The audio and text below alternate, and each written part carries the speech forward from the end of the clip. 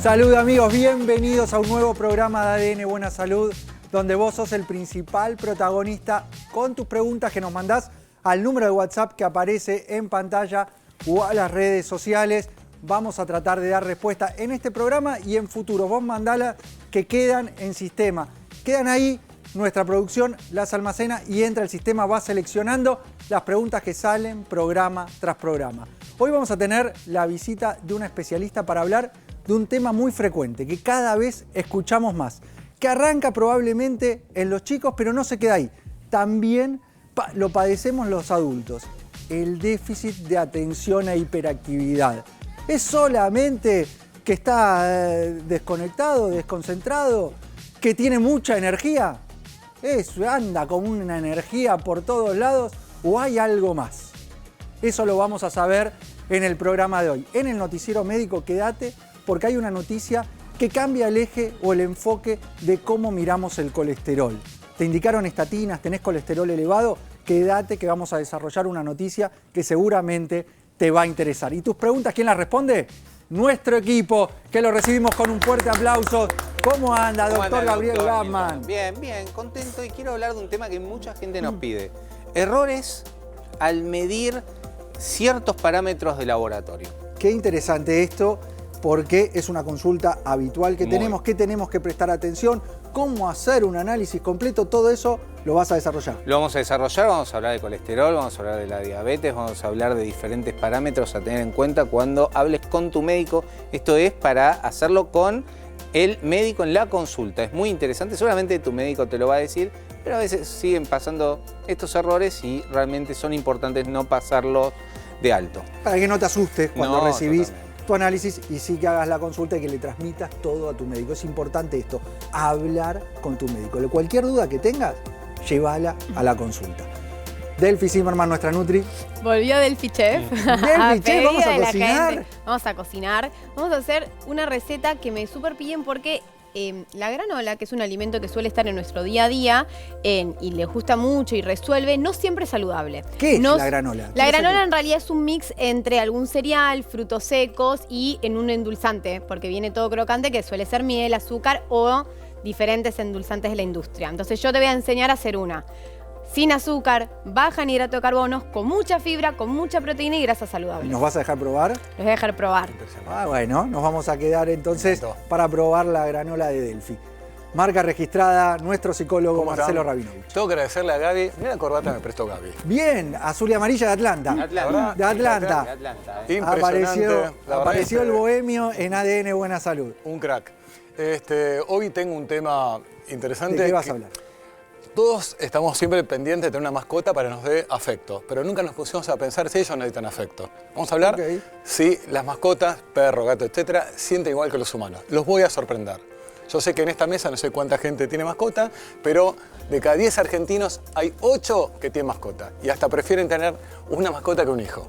Vamos a quedarnos en el segmento del licenciado para entender qué les pasa a nuestras mascotas, pero antes quiero el pensamiento lateral. ¿Seguro?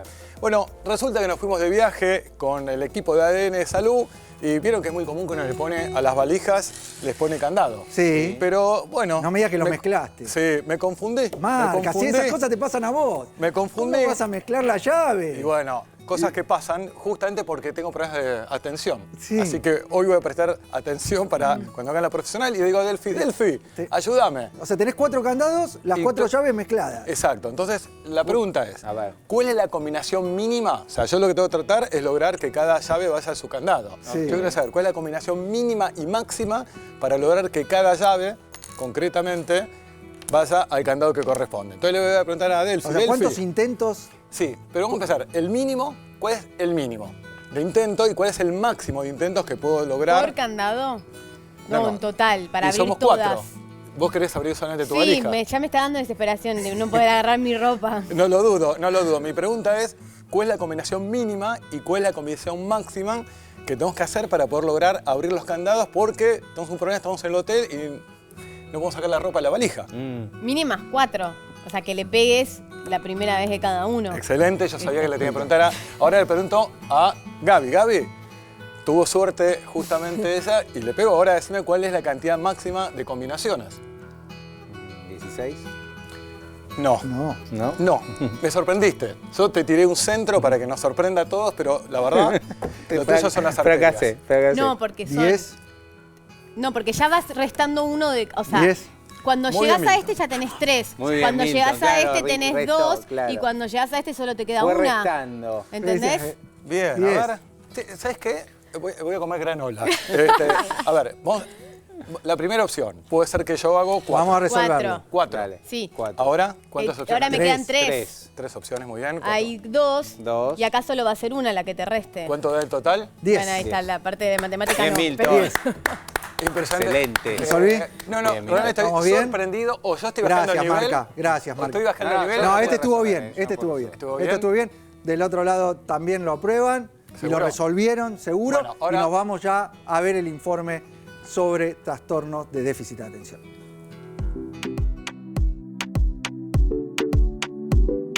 El trastorno por déficit de atención e hiperactividad es una condición neurobiológica que afecta la capacidad de una persona para prestar atención, controlar el comportamiento y regular la actividad física. El TDAH es uno de los trastornos más comunes en la infancia y puede persistir en la edad adulta. La causa exacta del TDAH no se conoce, pero se cree que puede estar relacionado con la genética, la estructura cerebral o los factores ambientales. El tratamiento puede incluir medicamentos, terapia conductual y estrategias de estilo de vida. El trastorno por déficit de atención e hiperactividad puede tener un impacto significativo en la vida diaria y las relaciones de una persona. Buscar ayuda profesional es importante para determinar la causa y recibir el tratamiento adecuado.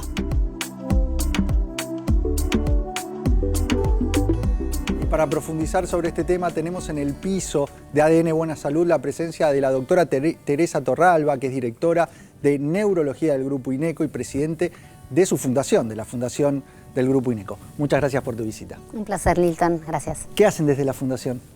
La Fundación INECO tiene como objetivo, como pilares principales, la investigación acerca del cerebro, la capacitación a los profesionales de la salud acerca de temáticas vinculadas con nuestro cerebro, desde la patología hasta también un cerebro normal, cerebro sano, prevención. Y por otro lado, la concientización a la comunidad acerca de las enfermedades neurológicas y psiquiátricas. Y cuando hablamos de este trastorno de déficit de atención, que cada vez se lo escucha más, para definirlo y entender de lo que estamos hablando, ¿qué es? Mira, es una condición del desarrollo que tiene ciertas características, ¿no? Y estas características tienen que ver con, por un lado, la inatención, la disejecutividad, y por otro lado, con síntomas que están vinculados con la hiperactividad y la impulsividad. ¿Es normal que los chicos pasen por una etapa de déficit de atención y demás y que entren dentro de este cuadro?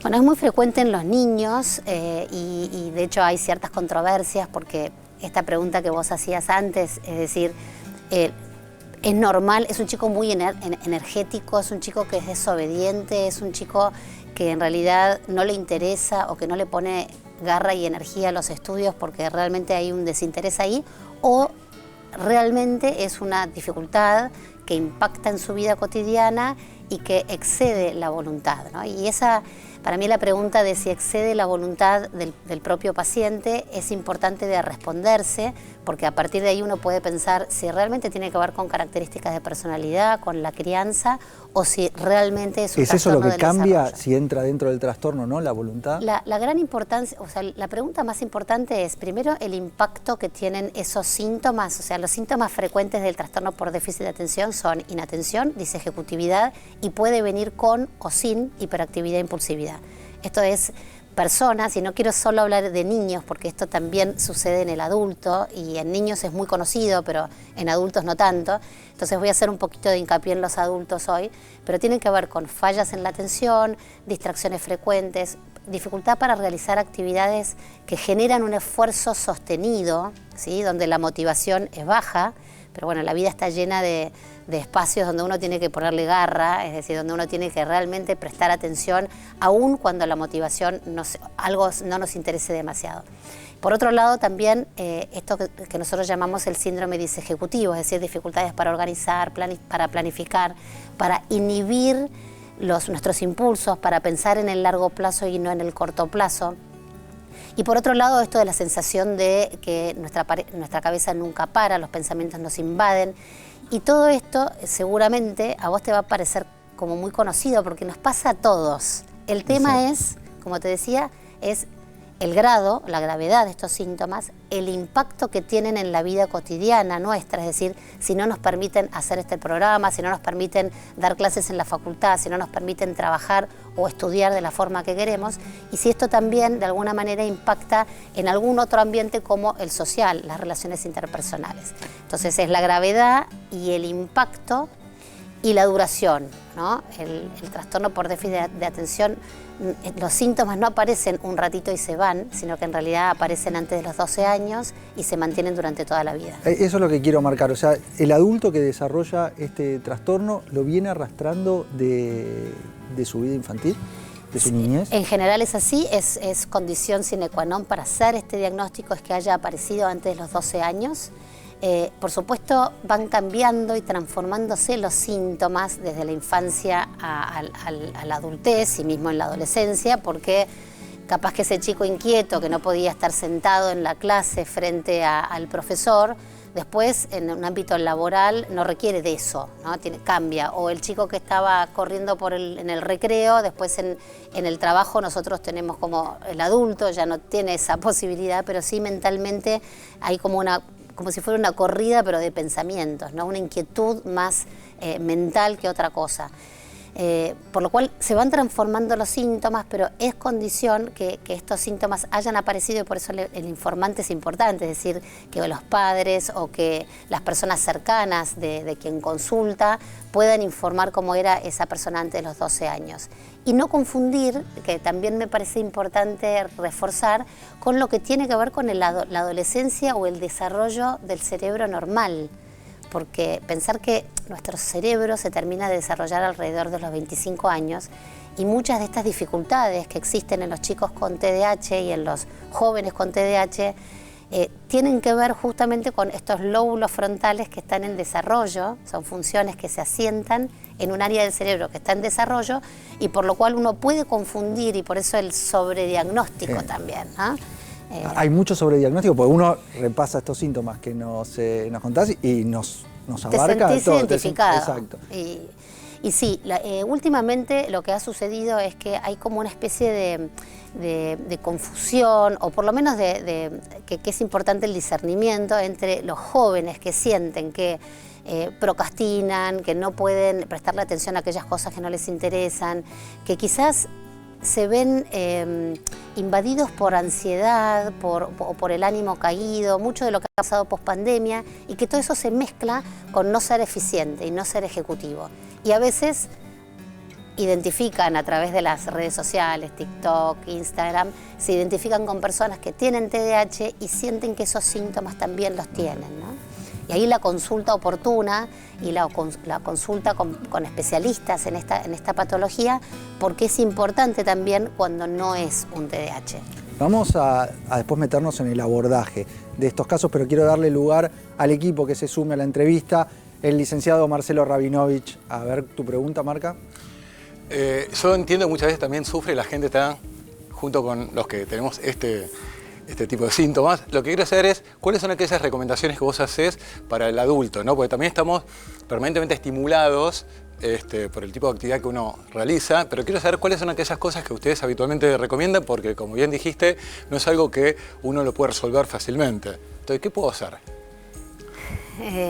Bueno, ¿qué puedo hacer? Son bastantes las recomendaciones. La primera es conocer acerca de esta condición, ¿no? Es como conocerse a sí mismo y saber si uno tiene las herramientas necesarias para poder hacerle frente a las demandas de todos los días, ¿no? O sea que la psicoeducación para mí es muy importante y es lo primero que hacemos en general en una consulta con un adulto con TDAH.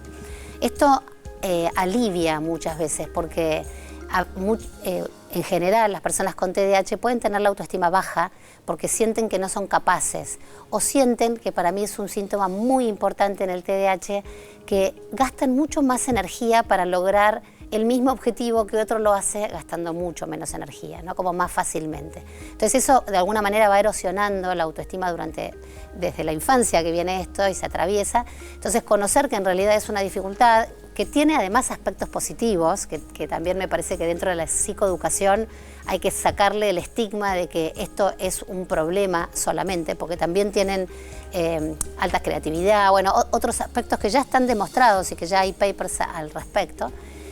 Así que primero psicoeducación y después intentar trabajar lo que se llaman las funciones ejecutivas, porque bien sabemos hoy desde la ciencia que el trastorno por déficit de atención en el adulto no solamente no cursa al igual que en el niño con fallas solo de atención, sino que principalmente son fallas en las funciones ejecutivas. Entonces el entrenamiento en la agenda, el diario, sacarnos los pensamientos, o sea, la organización, la planificación, la priorización de las actividades. Hay como ejercicios muy específicos y particulares que se pueden hacer, que los usamos todos. Vuelvo a decirlo, tengamos o no tengamos TDAH, usamos, o sea, son útiles para todos nosotros en este mundo tan demandante, pero que para las personas con TDAH son muy, pero muy útiles. Así que hay tratamientos comportamentales, cognitivos, que sesión por sesión uno va entrenando funciones ejecutivas que después las vuelca en la vida cotidiana, entendiendo también que la regulación emocional también juega un rol en los pacientes con TDAH. Entonces hay que trabajar lo cognitivo, las funciones ejecutivas, la atención sostenida, sacar distractores, la organización del ambiente de estudio, de trabajo, y por otro lado la regulación de emociones, ¿no? Ese kit necesario que como psicólogo conoces que es importante entrenar en todos nosotros, pero especialmente en los pacientes con TDAH, para poder identificar las emociones y regularlas de la mejor manera posible. ¿El rol de la familia cuál es tanto en los chicos como en el adulto? De vuelta, el conocimiento acerca de este trastorno es muy importante. Primero, en cuanto a los chicos, porque si la familia sabe cuál es esta condición, probablemente acompañe mejor a el fortalecimiento de estas funciones que en los chicos están descendidas. Porque es importante entender que el TDAH no es simplemente una personalidad o una forma de ser, sino que es un trastorno del desarrollo, que hay cambios en el cerebro que se dan en los pacientes con TDAH, no solamente en la estructura, sino también en la funcionalidad, y que entonces no es un capricho. Y ahí cambia un poco la relación del padre al hijo, ¿no? No es ser más exigente, ponerle más límites, sino encontrar junto con el equipo terapéutico cuál es la mejor manera de hacer brillar a ese chico, ¿no? De alguna manera. Y en los adultos sí es importante también la familia, porque muchas veces los maridos, mujeres, padres de ya jóvenes o adultos tampoco tienen conciencia, creen que lo que les están haciendo, lo que hace el paciente lo hace a propósito, que se olvida la fecha del cumpleaños, que no es considerado, que no te mira a los ojos, que no es capaz de ponerse en tu lugar, que no tiene toda la empatía que uno creería que tienen que tener, y quizás eso es una de sus puntos débiles, ¿no? Teniendo otros puntos mucho, otras fortalezas y otras virtudes. Sí. Muchas gracias, doctora Teresa Torralba, por tu presencia. Ella es directora de Neurología del Grupo INECO y presidente de la Fundación INECO. Muchas gracias. Un placer, muchas gracias a ustedes. Ustedes son los principales protagonistas de ADN Buena Salud con sus consultas, que la mandan al número de WhatsApp que aparece en pantalla o en redes sociales. Entra al sistema y la selecciona a ver qué aparece, la quiero leer. ¿Existe la hipertensión nocturna? Porque a mí me sube la presión cuando duermo. ¿Por qué sucede esto, doctor Gabriel Lapman? Bueno, interesante pregunta, algo que escuchamos a diario. Generalmente los hipertensos que tienen presión alta a la noche pueden tener un cuadro que es la apnea del sueño. Nosotros cuando hacemos una presurometría, que es el holter de presión de 24 horas... ¿Qué es esto? O sea, te mide la presión, durante todo el día, incluso cuando dormís. Exactamente. Los que hacemos hipertensión como especialidad, que es algo que me fascina, me encanta, adoro la hipertensión arterial, es tan artesanal el manejo, tenemos que ver en la presurometría cómo va la noche. Y ahí le marco al paciente, mira, la noche no te bajó. Entonces lo primero que le pido es, te voy a pedir una polisomnografía de sueño. Primero le pido la polisomnografía. Ahí hago probablemente el diagnóstico. Obviamente siempre le interrogo a ver si ronca la noche, si la mujer le dice que... lo digo de nombre, pero puede ser también mujer, que a la noche tiene pausas en la respiración. Bueno, polisomnografía, diagnóstico de apnea. Después se hace una polisomnografía con CPAP para el uso de esto es oxígeno, es como, ¿viste la película Top Gun? Donde, bueno, exactamente es como tener ser un aviador y eso le entra al oxígeno y eso resuelve el problema. Esa es una de las causas más importantes, la apnea del sueño de la noche. Igualmente probablemente sea hipertenso todo el día el paciente entonces hay que diagnosticar esa hipertensión, conocer tus valores. O sea, no es que solo sos hipertenso a la noche, si sos hipertenso y tenés que llevar el recordar los valores para cerrar, por encima de 140 de sistólica máxima y 90 de diastólica mínima, ya constantemente sos o tenés hipertensión. Vamos ya al noticiero médico. Un nuevo trabajo nos habla de una alternativa natural para reducir el colesterol malo. Un nuevo estudio confirma la eficacia de una alternativa natural para reducir el colesterol malo. Se trata de un reciente trabajo publicado en la revista científica Atención Primaria de la Sociedad Española de Medicina Familiar, que evaluó la efectividad del activo original del Menacor, la monocolina K, en el tratamiento de la hipercolesterolemia leve a moderada. El análisis incluyó a 548 pacientes durante un seguimiento de 6 meses, donde se observó una disminución promedio del 23% en el colesterol LDL y del 18% en el colesterol total. Los resultados mostraron, además, una excelente tolerancia en la mayoría de los participantes, lo que convierte al Menacor en una opción atractiva para pacientes con intolerancia a estatinas o que buscan un enfoque más natural para controlar sus lípidos.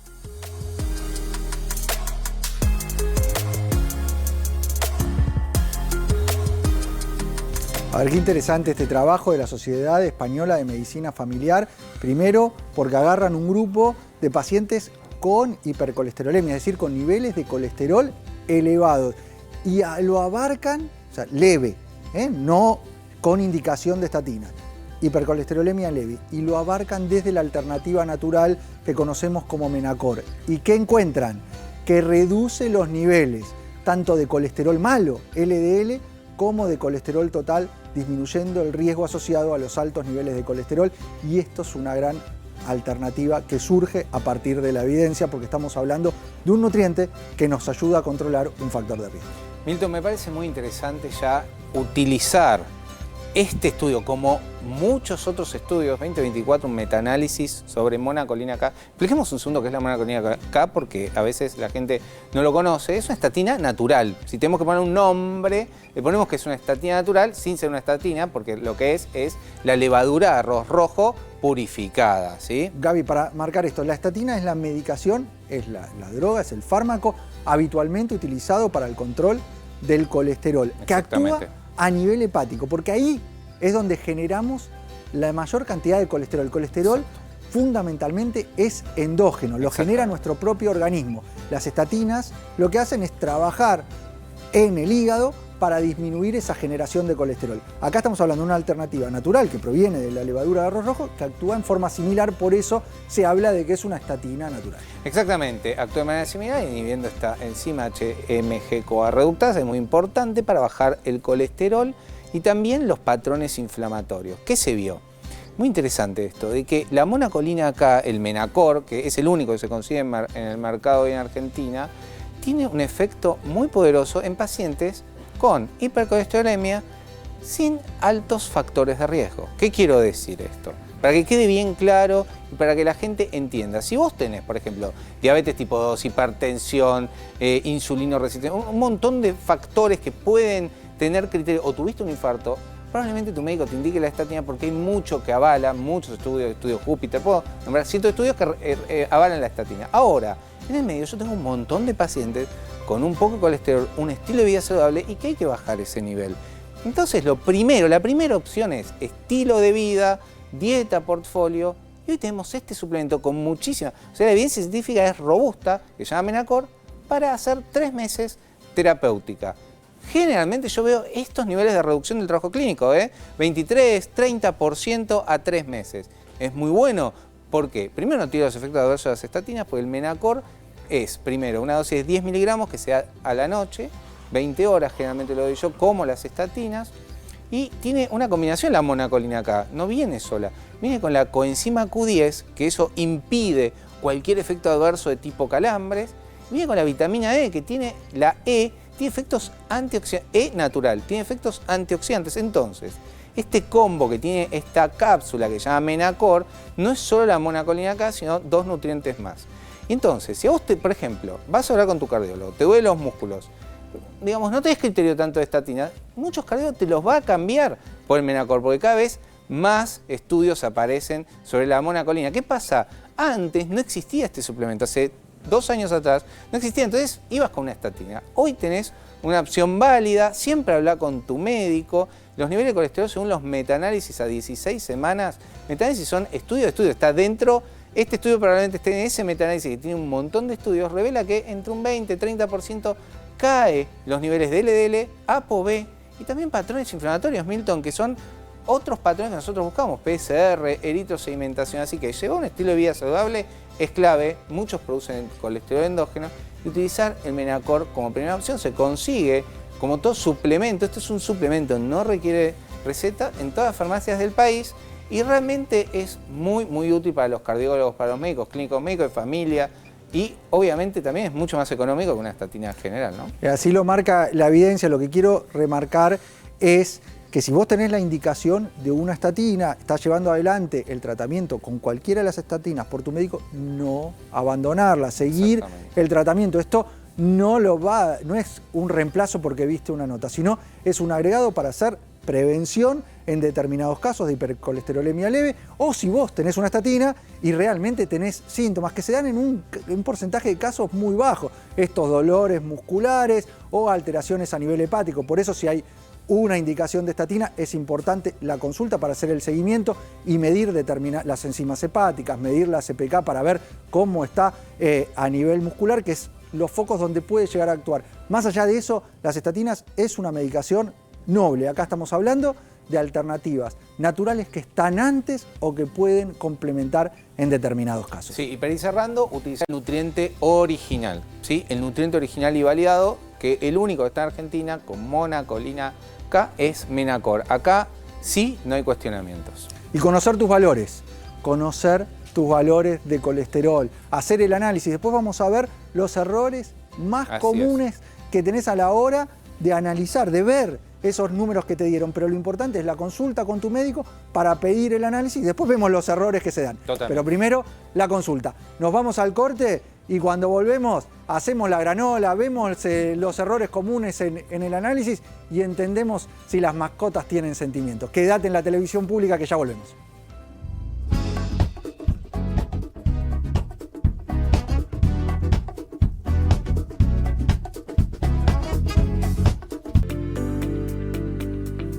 Y seguimos con más ADN Buena Salud, donde vos sos el principal protagonista con tus preguntas que las mandás al número que aparece ahí en pantalla, a ese WhatsApp, la mandás escrita o en video. También en redes sociales podés contactarnos y dejar tu pregunta. Te prometimos una receta de granola proteica.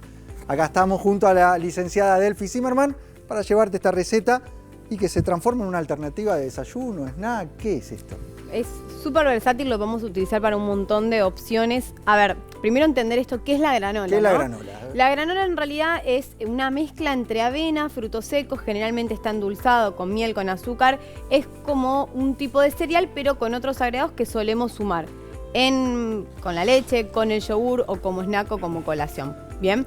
Es habitual encontrarla empaquetada y ahí el gran problema son los aditivos. ¿Qué es lo que pasa con eso? Ese es el tema. La granola está muy asociado a un alimento saludable, ¿sí? Porque obviamente reúne algunos macronutrientes o algunos alimentos que están buenos. Pero la mayoría de granolas o muchas veces las empaquetadas terminan teniendo mucha carga de hidrato de carbono y sobre todo están muy endulzadas. O sea miel o sea azúcar. Entonces termina siendo una carga muy alta de azúcares en ese alimento, poca saciedad, poca fibra, poca grasa y poca proteína. En programas aprendimos a mirar etiquetas, leer ingredientes. Una de las cuestiones que tenés que tener muy presente es esto, el jarabe de maíz de alta fructosa, formas de llamar al azúcar que pueden estar metidas en estos paquetes, en teoría saludables, de granola. Exacto, mira. Esta es una granola tradicional que quizás podemos encontrar en súper, que te digo que ya igual ves el color o cuando ves el sabor es súper dulce y tiene una mezcla de cereales, pero principalmente estos agregados de endulzantes distintos que más o menos, no sé, para darte una idea, 30 gramos, que es la porción recomendada, que serían 3 cucharadas grandes, tiene más o menos 150 kilocalorías, que está bien, digamos, y no es algo que nos fijamos, pero por ahí tiene 20 gramos de hidratos de carbono por las azúcares que tiene menos fibra y menos grasa que la que hice yo. ¿Esta la está hecha por vos? Delphi, ¿Es casera? Es casera. Ahora les voy a mostrar qué ingredientes usé, pero tiene más de 3 veces la proteína que tiene una granola tradicional. Más o menos está entre la porción, entre 15 gramos de proteína. Esto es lo que encontramos habitualmente en los paquetes, Sí. repleto de azúcar agregado. Sí, Y esta que tengo acá, esta que se ve, es la tuya. es la mía. Es proteica, es low carb, o sea, es muy baja en azúcares y en carbohidratos, y es alta en fibra, en proteína y en grasa saludable. ¿Vamos a aprender a hacerla? Vamos a aprender a hacerla. Yo ¿puedo agarrar un Sí, poquito? probalo, ¿Puedo probalo. probarla? ¿Esto sirve entonces para el desayuno o Puedes como... agregarlo al yogur, puedes llevarte un tapercito para colación, que de hecho te va a dar más saciedad que los frutos secos solos, porque tiene un agregado de otros nutrientes que ahora te voy a mostrar, que además lo hacen que sea más dulce, más rico y más saciante. No está dulce, está bien. Está bien. Depende igual es la cantidad, por ejemplo, esta vez yo usé la MPK de vainilla, entonces va a tener gusto a vainilla, pero otras veces la he hecho con la de banana, que es la banana deshidratada y tiene ese gusto a banana. Depende ahí cada uno, si te gusta el cacao, si te gusta la banana, O sea, esta es más rica a nivel proteico porque tiene el agregado de la proteína MPK. Vamos a aprender a hacerla. Vamos a mostrarlo porque el problema principal que me dicen mis pacientes cuando hacen granola es necesito algo para humedecer, porque eso es después cuando va al horno es lo que hace que quede crocante. ¿Qué suelen usar? Miel o azúcar. Okay. ¿Qué vamos a usar nosotros? Otros ingredientes. Entonces, esto es la base para después mezclarlo con los frutos secos. ¿Qué tenemos ahí? Pasta de maní, Pasta, maní. que hemos hablado, esto es una fuente de grasa, también da sabor, ayuda a crocantizar y tiene 8 gramos de proteína a la porción. Entonces Metés la ponemos pasta de más maíz, o menos, son 2 cucharadas, Pasta de 3 maní por cucharadas de ahí. pasta de maní. ¿Qué tenés? Esto es clara de huevo, full proteína, ¿sí? Son más o menos entre 1 o 2 claras de huevo, si son chiquitas 2, si es muy grande por ahí una. No La es clara, todo. sacaste lo amarillo, la yema afuera. Exacto. Quedó la clara. Quedó la ¿Cuántos clara. huevos dijiste? Son claras, son 2 claras chiquitas 2 claras o chiquitas. una si es muy, muy grande. Acá voy mezclando. Y acá va la tercer ingrediente clave para esta base, que acá... No, Las eso semillas no. No toco más. Listo. No. ¿Qué?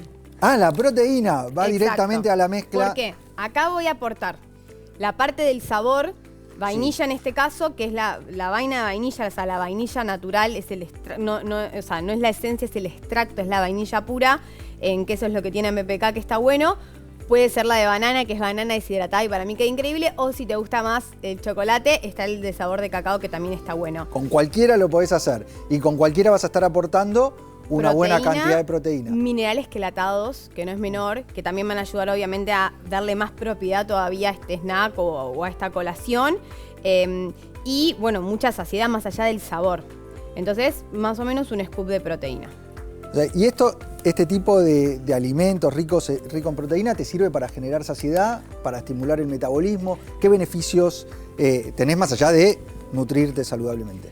La proteína básicamente tiene tantas funciones en el organismo que siempre eso de que se dice que la proteína es buena para el metabolismo es que por más de que tenga energía, el cuerpo la usa para qué rico tantas, olor, ¿eh? ¿viste? El cuerpo la usa para tantas cosas, por ejemplo, para generar masa muscular, por ejemplo, para todo lo que es la actividad metabólica, ayuda a regular lo que es, por ejemplo, el azúcar en sangre, que es súper importante. Y la principal clave de la proteína es que da saciedad. Nosotros buscamos en parte llenarnos con los alimentos. Si yo como alimentos bajos en proteína, voy a tener hambre todo el tiempo y eso genera mucha ansiedad sobre la comida, después no ser tan inteligente en las elecciones, después necesitar más y más dulce. Bueno, mira, esta es la base. ¿Sí? Se armó como una pasta. Una pasta. Exacto. A ver, ¿se ve? ¿Se llega a ver? Sí, se ¿Lo ve. toma? Perfecto, Bien. mirá. Esto es lo que se va a usar para mezclar ahí sí con las semillas y los frutos secos. Ahí puedes elegir la que te guste. Yo hice un mix, puse un poco de ¿Qué tenés? Almendra. almendra, castaña, nueces, puede ser maní sin sal. Y estas son semillas de zapallo. Las semillas de zapallo son de las semillas con más proteínas. De hecho, entre frutos secos y semillas es de lo que más proteína tiene. Tiene propiedades muy buenas. Seguimos mezclando. Ahí está. Entonces, ahí vamos a mezclar esta base que te mostré que tenía, ¿te acordás? Clara de huevo, pasta de maní y AMPK Protein, que es proteína. Importante esto. Esto es una receta, además de low carb, proteica, apta para celíacos porque no tiene ningún cereal, ningún hidrato, o sea, nada de gluten. Y vegana también. Perfecto. ¿Y qué hacemos una vez que tenemos la mezcla así? No, vegana no porque le puse huevo, pero vegetariana. Pero puedes reemplazar el huevo. Claro, sí, el huevo, de hecho, podés no utilizar huevo. Yo le puse huevo porque me ayuda a sumar más proteína.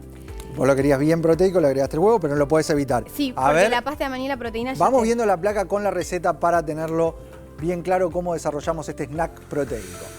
La granola que tiene 200 gramos de frutos secos, 50 gramos de semilla de zapallo, 2 cucharadas de pasta de maní, 2 claras de huevo y un scoop de proteína de vainilla MPK Protein. Y aparece el coco rallado. Ahí está. Ahí la acabo de poner. le puso recién la Nutri el coco rallado y pasas de uva a gusto. Bueno, claro, esa es mi recomendación. Depende cuán dulce te gusta. Yo, por ahí, si uso coco rallado no uso pasa de uva, si uso pasa de uva no uso coco rallado, porque ya en sí la proteína, por más de que no tengan tipo agregados de azúcares, sí tiene el endulzante propio con el que está, digamos, AMPK endulzado, sea vainilla, sea cacao, sea banana. Así que esto ¿Esto al horno? Esto va a horno, air fryer o sartén. Importante cuando cocinamos frutos secos a temperaturas bajitas por más tiempo para que no se oxiden las grasas propias que tienen los frutos secos, ¿sí? Entonces, en más o menos entre 20 minutos a fuego bien bajo, lo vas dando vuelta y cuando está crocante queda algo así. Que está buenísimo. Están buenísimas. Está espectacular. Gran alternativa, Delphi. Y la porción, que me preguntan eso, más o menos 30 gramos. 3 buenas cucharadas para Cucharadas, agregar el yogur. ¿Un puñado? Claro, un puñadito, 3 cucharadas de estas. Bien. Y en tapercito para snack o adentro del yogur o colación. No tener todo el bowl porque te lo terminas. No, porque es muy rica y te la vas a terminar. Y agregarlo a yogur, agregarlo Sí, a a lo que preparaciones. Hasta la ensalada, si te gusta lo agridulce, queda súper bien. sea. Bueno, vamos a la mesa que quiero escuchar al licenciado, marca registrada, Marcelo Rabinovich. Pero ¿Cuál no. era tu tema del día de hoy? ¿Me van a convidar? Ahora traigo, mira, voy a buscar la casera, ¿eh? Esta que es la buena, La hice yo ayer a las 11. podés agarrar y probar. Ahí está. Mirá qué bien. Bien, ¿ustedes tienen mascota?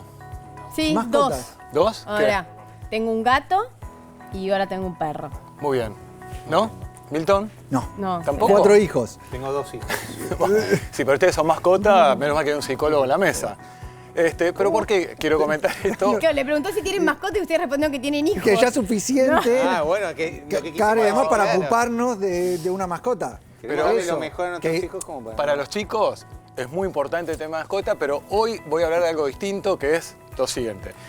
En algún momento comentamos que de cada 10 argentinos hay 8 que tienen mascota. Es más, hasta les quiero Perdón, contar, ¿cómo? de cada 10 argentinos, 8 tienen mascota. Hoy se está generando una situación bastante particular que están cerrando jardines maternales.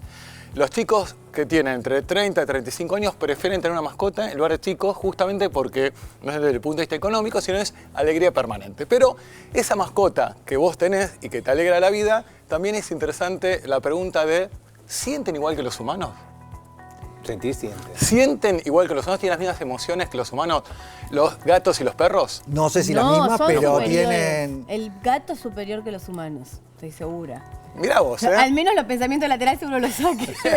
Debo reconocer que si hay alguien que me sorprende acá es siempre justamente Delphi, pero lo que les quiero comentar es que siempre la historia nos demostró que los perros y los gatos se mueven por instinto, pero la ciencia, me refiero a la etología, a la neurociencia, mostró que sienten y muy similar a los humanos, es más, hasta tienen un cerebro básicamente con la misma complejidad que el ser humano.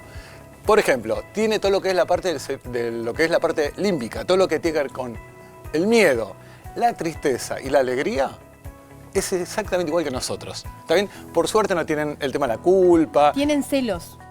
Exactamente. No sabés, o sea, yo eso lo veo tremendo. Totalmente. Cuando acaricio al gato, viene el perro y se mete como en el medio a querer llamar la atención. Totalmente. Lo que dice Delphi me viene muy bien porque ahora voy a mostrar una placa. A que ver, da vamos a ver la cuenta- placa y Porque repasar la gente tiene este mascota, esto lo vive ¿Qué permanentemente. sienten nuestras mascotas? Perros están está. relacionados Todo lo al que- sentimiento de alegría, tristeza, tienen celos, miedo y generan afecto. Los gatos están más relacionados al placer, al enojo, Es más. apego, frustración y ansiedad. Es más, seguramente Delphi lo sabe, cuando uno se va de vacaciones es más difícil con los gatos Sí. que con los perros. No, ¿Por no. qué? Porque o sea, son seres como que se adaptan mucho a una rutina y tienen mucho apego por las cosas. Te recomiendan, de hecho, si al gato en vez de llevártelo, o la mayoría de los gatos, es preferible dejarlo en el departamento, que puede estar más tiempo solo, que llevarlo y cambiarlo de ambiente. Son muy rutinarios, o sea, les hace Exactamente. mal. Son muy territoriales y cuando uno los saca, se estresan. Uno dice, no, perdón. Les pasa exactamente lo mismo que a los humanos. Es más, hay una segunda placa que es muy interesante respecto al tema de las emociones. ¿Cómo expresan sus emociones nuestras mascotas? Es, por ejemplo... ¿Con el cuerpo? Con el cuerpo, es lo que dijo Delphi. Vos, por ejemplo, tenés un perro y le das en un momento más atención a otra persona, con el cuerpo se interponen. O que ¿Está mueve bien? la Te cola cuando empujan. está contento. Con los sonidos. Los sonidos, ¿está bien? cambiando rutinas y a través del juego también. Bueno, pero es muy interesante el tema de estimularlos a los animales porque uno dice, bueno, se lo doy de comer. No, sienten. Y algo más importante, creo que con la tercera placa voy a también a comentar algo que tiene que ver con las emociones que es como para que uno pueda tener en cuenta. Estamos tratando de entender mejor a nuestras mascotas Pero y hay que observar su comportamiento antes de juzgar, respetar sus tiempos y espacios y reforzar el vínculo con rutinas afectivas. No solamente esto, la gran pregunta, ¿esto le hace bien a los humanos? Si vos Sí. tenés una persona cercana que es una tendencia depresiva, es muy importante la mascota. ¿Pero por qué? Porque la mascota también lo que hace es, por un lado, cuando una persona interactúa con una mascota, libera oxitocina. Está bien que tiene que ver con todo lo que es el tema de la hormona de los afectos, pero también cuando una persona es depre, ¿qué le pasa? No tiene ganas de levantarse, no hay nada Con que... motivo. Y Exactamente. acá tendré un motivo. Ahora, ¿qué ocurre con por ejemplo, un perro? Te obliga a pasearlo, Claro. te obliga a atenderlo. Y eso es súper importante como para que uno también pueda... Es más, hoy también se trabaja con el tema de los equinos, etcétera, y es parte concreta de las terapias. Entonces, es más, no sé de ustedes, pero a veces es al revés. A mí muchas me dicen tigre. ¿Por qué? Después te cuento. No. ¿Está bien? Ay, Después no. te cuento. Es al revés. Pero esa mascota que vos tenés, Sí, bárbaro, Marca. esa Marca, es algo increíble, marca registrada. Venías también. ¿Por qué no me avisaste que Vení era el día de bien. mascota y traía a mi perro? Vamos fotos a ir de a mi la, perro a y la mi columna gato? del Dr. Lapman. pero... ¿Qué? Dale, repito, dale cierre. De cada 10 personas, 8 tienen animales. Lo que sí es, hoy se está dando una industria increíble alrededor, digamos, del tema de la mascota. Concretamente hay Tinder de mascotas, peluquería de mascotas, joyas de mascotas y hasta he Obra visto, social. que lo llevó mi hermana, a una colonia de vacaciones. Pará. Nada, Marca, o sea, como cierre, yo me quedo con que las mascotas sienten Sienten. y aparte Y se nos hace genera bien. ese vínculo que nos Exactamente. hace bien y le hace bien a la mascota. Totalmente. Así que, Cuidalo como buenísimo. si fuera una persona. Bueno, Gabriel Lapman, los errores sí. más comunes que tenemos a la hora de un análisis de sangre. Me gusta esta sección porque vamos a desmitificar algunas cosas y también unas cosas que se pueden charlar con los médicos o actualizar, ¿no? Porque vamos a ir viendo algunas cositas del colesterol, de la glucemia, diferentes cosas que, digamos, análisis que solemos pedir los médicos y que no tenés que dejar pasar por alto. Vamos a empezar con la primera. Hay cosas que nos quedan a veces incompletas, como por ejemplo el primero que es el colesterol total. El colesterol total, acá Si solo acá pedimos tenemos. colesterol total y solo miramos ese número que aparece, colesterol total, sin analizar lo que hay adentro, estamos cometiendo un error, porque aparece 220 de colesterol total. Claro. ¿Es malo eso? ¿Es bueno? ¿Qué pasa? Mira, acá tenemos el colesterol HDL, LDL, el bueno sería el HDL, el LDL es el malo. Esto los tenemos que saber. Si solo vemos el número colesterol, no sé, tengo 250 de colesterol, bárbaro. ¿Y qué HDL tenés? Colesterol bueno. ¿Qué LDL tenés? Triglicéridos, apolipoproteína B, LPA. Profundizar este análisis, porque no es lo mismo tener un número solo que tener todo el perfil lipídico, ¿no? Y es bueno a partir de eso, tener ese análisis, considerando el colesterol total y sobre todo el colesterol bueno, este HDL, hacer determinadas relaciones que van a estar vinculadas al riesgo. Por ejemplo, triglicéridos, tenerlo muy presente. Y eso vemos si tenemos asociado un colesterol bueno muy bajo, Exacto. ahí tenemos un riesgo. Quizás Totalmente. teniendo el colesterol normal. Normal, pero tenés Y- un HDL por debajo de 30 o 30 ya es muy bajo, así que... Y a por tener el en otro lado, quizás nos encontramos con colesterol total elevado, pero a expensas de un colesterol bueno alto, y quizás no hay tanto riesgo. Me parece- Por eso hay que hacer un análisis completo, considerando todo el perfil lipídico. Totalmente de acuerdo, Milton. Me parece que esto, como una mirada más integral de la medicina y preventiva, fundamental. Vamos con el Siempre número. esto es fundamental. Que lo hables con el médico, Esto, claro. claro. El manejo con tu médico. Es tu médico quien lo va a pedir y es el médico que va a profundizar sobre estos análisis. Lo que decimos acá es no nos quedemos con el valor de colesterol total y no nos asustemos solo por ese número, sino consulta con el médico para profundizar. Vamos con el segundo de los errores más comunes. Vamos con este tema que estuvimos hablando de un caso clínico ayer, justo estábamos comentando, una señora de 47 años que tenía una insulina de 42. Lo vamos a mostrar este caso clínico en otros programas, pero ¿qué quiero decir con esto? Hay médicos que directamente no piden la insulina, yo lo pido rutinariamente, así que no mirar la insulina en ayunas es un problema. No digo que esto es importante, no digo que tenés una resistencia a insulina porque tenés 40 en es una foto, ¿no?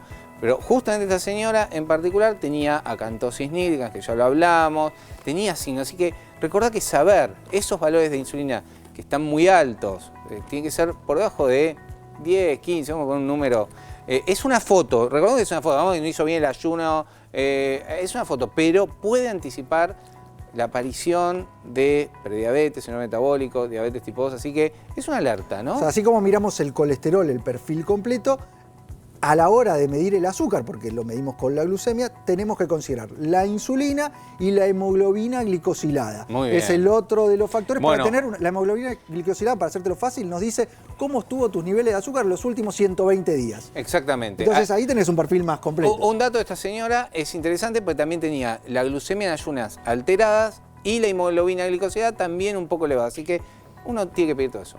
Vamos con el número 3. Este valor me parece importante para el factor de riesgo cardiovascular. Ya hablamos del perfil lipídico, ¿no? Hablamos quizás de inflamación, eritrosedimentación, pero medir homocisteína, que muy pocos médicos lo piden, junto con la vitamina B12, el ácido fólico, todo esto me parece fundamental, nos sirve para marcar riesgo cardiovascular e inflamación. Clave este nuevo factor de riesgo que lo podemos conocer con un análisis de sangre y que seguramente tu médico te lo va a pedir. ¿Qué más? Exactamente. Bueno, a veces tomar el valor que está al lado de rango, pero en el límite, ¿no? Mucha gente dice, y acá es donde, ¿no? Sí.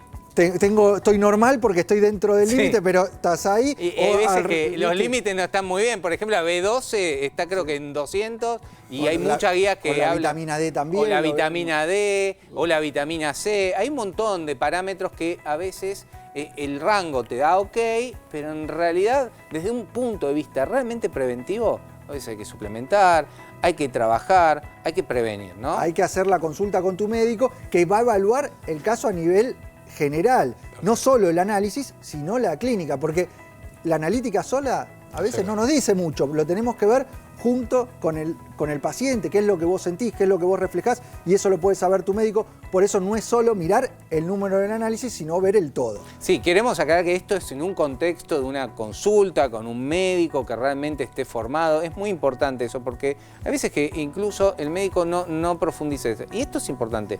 Cuando hablamos de la insulina, ¿qué hacemos? Lo que yo le dije a la paciente, mejorá tu estilo de vida, bueno, en ese caso le di algún suplemento para la insulina resistencia, y en 3 meses repetimos. Y esto es importante porque hay que ver, el número 5 sería no repetir un valor alterado, y eso estaría mal, porque en realidad es un error, porque hay que confirmar el contexto y a veces, bueno, no, sabes que no hice bien el ayuno, o ese día había comido X o tal cosa, entonces uno quizás pone un sello en la enfermedad y en realidad no lo es. Entonces hay que repetir a veces en 3, 4 meses, en 5 meses y evaluar en el contexto, incluso con mejoras en el estilo de vida. Porque la gran mayoría de los parámetros que estuvimos hablando mejoran rotundamente con cambio de estilo de vida. Descanso, alimentación, ejercicio físico, mejora el perfil lipídico, la glucemia, la suplementación, por ejemplo, con B12, la homocisteína. O sea, hay un montón de cosas para hacer. No quedarse con un solo valor, la consulta, y llevar estos cambios de hábito de vida que van a tener un impacto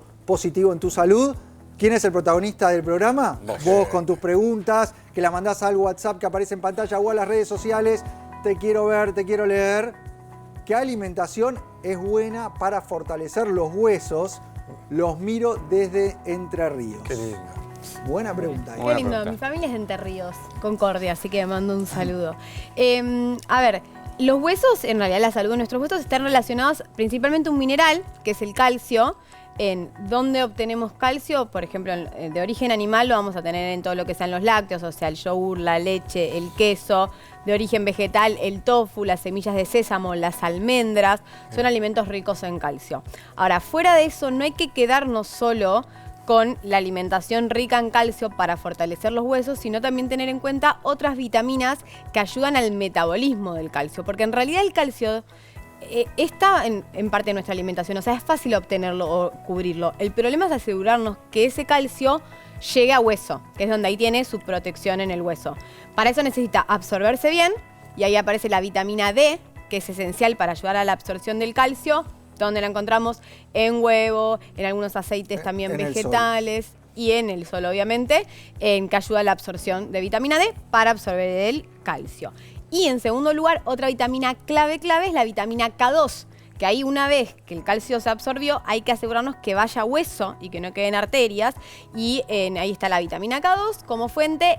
En alimentos raramente lo encontramos, por ahí en chucrut, en fermentados o en quesos muy duros que tienen mucho estacionamiento, digamos, pero en las cantidades por ahí que lo aportamos no es suficiente, entonces ahí se puede suplementar también. Y es importante conocer el estado de tus huesos, hacerte la densitometría ósea, hacer la consulta, hacer el metabolismo fosfocálcico para saber cómo estás y ahí llevar adelante todos estos consejos que nos está dando la Nutri, porque te va a ayudar a tener un hueso de mejor calidad, un hueso que resista más, porque el gran problema que tenemos es cuando se empieza a debilitar, aparecen las fracturas. Y este aporte de suplementación es clave, sobre todo a partir de los 50 años. La vitamina D, medirla, conocer tus valores y suplementar si es necesario. El aporte de la vitamina K2 es esencial en estos casos porque vemos que el consumo realmente es nulo y necesitamos agregarla. Y esto es importante, cuando la vamos a agregar desde la suplementación, tiene que ser una vitamina K2